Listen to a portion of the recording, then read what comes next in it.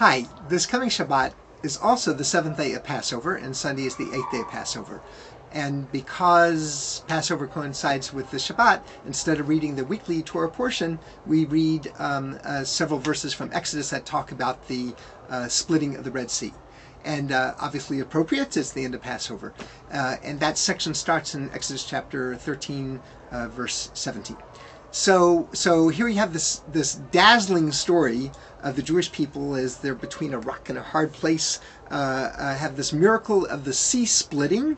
According to one midrash, someone jumped in first, and only after that person took literally the leap of faith did the sea split, and the Jewish people got to the other side and were saved from the Egyptians.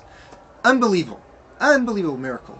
And then, just a little further on in Exodus, just a few weeks after this splitting of the Red Sea and the miraculous salvation, the Jewish people start complaining. They say, "Oh, if only we had died in Egypt, where we had all this great food, and why'd you take us out?" Not those exact words, but that was the sentiment. And so the obvious question is, wait a second. Just a few weeks ago, God performed this unbelievable miracle. And where's your faith? What happened? It's a great question. One commentary says beautifully that from this story we learn that, you know what, it's not always the dazzling miracles in our lives that really change us in a serious way. But rather, it's really the things that we work on ourselves with time, with energy, and with devotion that really change us.